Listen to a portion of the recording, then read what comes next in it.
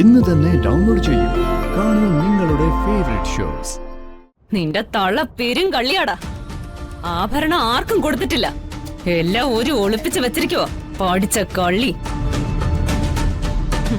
ഇവരുടെ ആഭരണം വാങ്ങി പണയം വെക്കുന്ന കാര്യം നമ്മൾ ഇന്നലെ രാത്രി സംസാരിച്ചില്ലേ?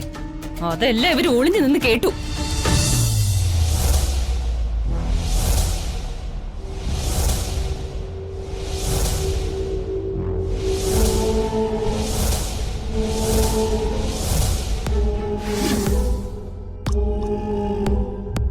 എന്നെ തന്നെ അവന്റെ പാർട്ട്ണർ ആക്കണമെന്ന് അവനെ തോന്നിപ്പിച്ചത് ദൈവം തന്നെയാ. അല്ലെങ്കിൽ പിന്നെ എത്രയോ പണക്കാരായ സുഹൃത്തുക്കൾ അവനുണ്ടാവും. അവരെ ആരെയും അവൻ ബിസിനസിന് ക്ഷണിച്ചില്ലല്ലോ. എന്നെ തന്നെയല്ലേ അവൻ വിളിച്ചത്. എങ്ങനെയും അവന്റെ കമ്പനിയുടെ പാർട്ട്ണറായി കടന്നുകൂടണം. അമ്മേ ഹരിത വല്ലാതെ വേദനിപ്പിക്കുന്നുണ്ടെന്ന് എനിക്കറിയാം. പലപ്പോഴും അതിനെതിരെ ശക്തമായി പ്രതികരിക്കണം തോന്നിയിട്ടുണ്ട്. പക്ഷെ കഴിയില്ല. ഹരിതയ്ക്കൊപ്പം ചേർന്ന് അമ്മയെ കുറ്റപ്പെടുത്താനേ എനിക്ക് കഴിയുന്നുള്ളൂ. എന്താ കാരണം? എന്റെ കയ്യിൽ പണമില്ല. പണമില്ലാത്തവൻ പിണമാണമ്മേ, വെറും പിണം. നിനക്കെന്തോ കാര്യം സാധിക്കാനുണ്ടെന്ന് മനസ്സിലായി. അതിന് മുഖവരിയൊന്നും കേട്ടു നിൽക്കാൻ സമയമില്ല. നീ കാര്യം പറ. ഞാനൊരു ബിസിനസ് ആരംഭിക്കാൻ തീരുമാനിച്ചു. അമ്മ പുച്ഛത്തോടെ ചിരിക്കുമെന്ന് എനിക്കറിയാം. കാരണം ഞാൻ തുടങ്ങിയ ബിസിനസിന്റെയൊക്കെ അവസ്ഥ അങ്ങനെ ആയിരുന്നല്ലോ. ഇതങ്ങനെയുള്ള ബിസിനസ് ഒന്നും അല്ലമ്മേ. പണം കൊയ്തെടുക്കാനുള്ള എല്ലാ സാധ്യതയുള്ള ബിസിനസ്സാ. 10 പണം എറിഞ്ഞ 100 പണം പ്രോഫിറ്റായി തിരികെ കിട്ടുന്ന പാർട്ട്ണർഷിപ്പ് ബിസിനസ്. കേട്ടിട്ട് അത് കൊള്ളാം. അങ്ങനെയാണെങ്കിൽ അതിൽ പങ്കാളിയാവുന്നത് കൊണ്ട് കുഴപ്പമില്ല. മതി, അമ്മയുടെ ഈ വിശ്വാസം മാത്രം മതി. ആദ്യം ഒരു 10 ലക്ഷം രൂപ ഞാൻ മുടക്കണം. അതിന് അമ്മ മനസ്സ് വെച്ചാ മതി. ഞാൻ മനസ്സ് വെക്കാനോ? അമ്മയുടെ ആഭരണങ്ങള് പണയം വെക്കാൻ തന്നാ മതി. 10 ലക്ഷം രൂപ മുടക്കിയ കോടികളാ നേട്ടം. അമ്മയെ ഞാൻ അമ്മ മഹാറാണിയായിട്ട് വാഴിക്കും. അത്രയ്ക്കങ്ങ് കളത്തണ്ട മോനെ. ഒരു സാധാരണ ഇരിപ്പിടത്തിൽ വെറും പെറ്റമ്മയായി ഒരു 5 മിനിറ്റെങ്കിലും ഇരിക്കാൻ സമ്മതിച്ചാ മതി. കളിയാക്കൊന്നും വേണ്ട. ഞാൻ അമ്മയുടെ മോനാണെങ്കിൽ 3 മാസത്തിനകം അമ്മയുടെ ആഭരണങ്ങളെല്ലാം തിരികെ തരും. വലിയൊരു തുക അമ്മയ്ക്ക് പലിശ തന്നേക്കാം. മഹാഭാഗ്യം, പൂർവജന്മ പുണ്യം. പക്ഷേ അതിനമ്മയുടെ പക്കൽ 1 ഗ്രാം സ്വർണം പോലും ഇല്ലല്ലോ മോനെ.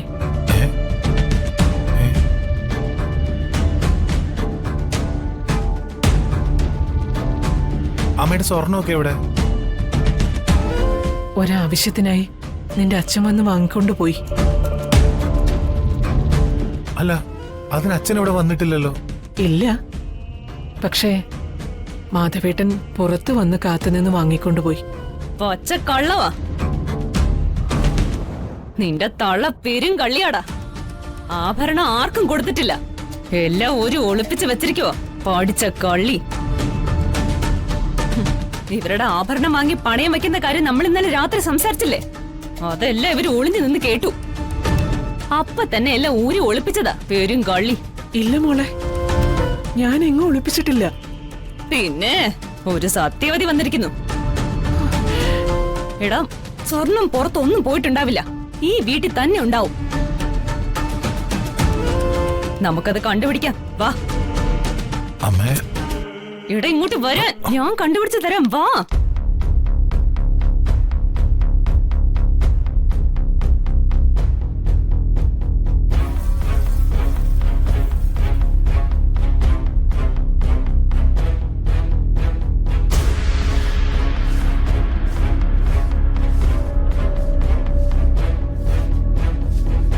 സുത്രേ, ദാ അച്ഛനോടെ പോയി? ക്ഷേത്രത്തിൽ പോയിരിക്കുക. ആ, നീ ഒരു ചായ എടുക്ക്. ഈ നേരത്തെ ചായ കൂടി പതിവില്ലല്ലോ. എന്നാലേ ആ പതിവൊക്കെ മാറ്റി പോയി നല്ലൊരു സ്ട്രോങ് ചായ എടുത്തിട്ട് വാ. ഉം.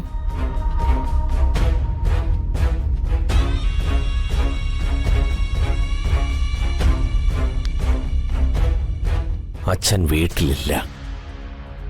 ഇത് തന്നെ അവസരം.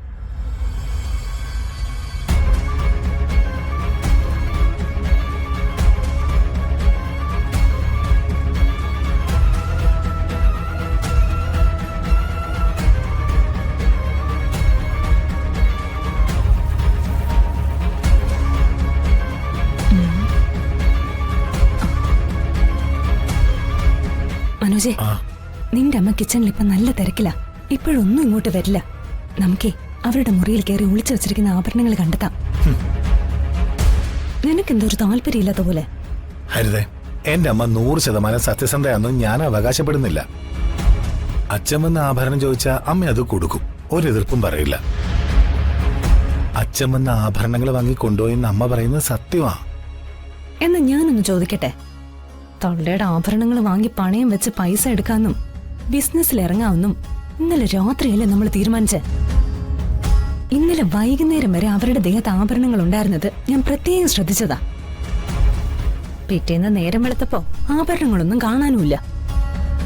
ഇതിനിടയിൽ അവര് പുറത്തെങ്ങും പോയിട്ടുമില്ല, അതെനിക്ക് ഉറപ്പാ. അപ്പൊ അതിന്ന് നമ്മൾ എന്താ മനസ്സിലാക്കണ്ടേ? രാത്രിയിൽ സ്വർണം വാങ്ങുന്ന കാര്യം നമ്മൾ സംസാരിച്ചത് അവർ ഒളിഞ്ഞു നിന്ന് കേട്ടു.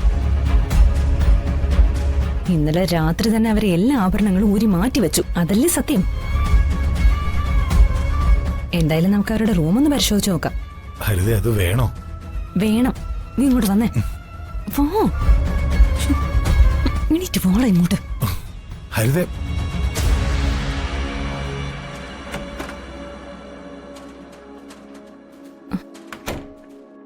നോക്കങ്ങോട്ട് വേഗം.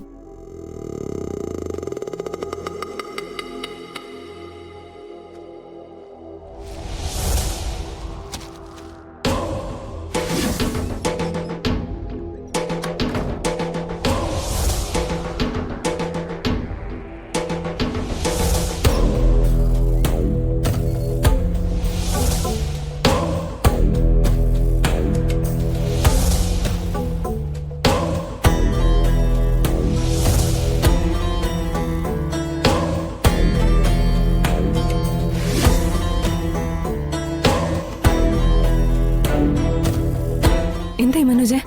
ഞാൻ പറഞ്ഞില്ലേ ഹരിതേ, അമ്മ ആഭരണങ്ങളൊന്നും ഒളിപ്പിച്ചിട്ടില്ല. എനിക്കറിയാം എന്റെ അമ്മ അങ്ങനെ ചെയ്യില്ല. എന്തായാലും ഇത്രയായില്ലേ, തള്ളെ അങ്ങനെ കണ്ണടച്ച് വിശ്വസിക്കാൻ പറ്റില്ല. നീ വന്നേ.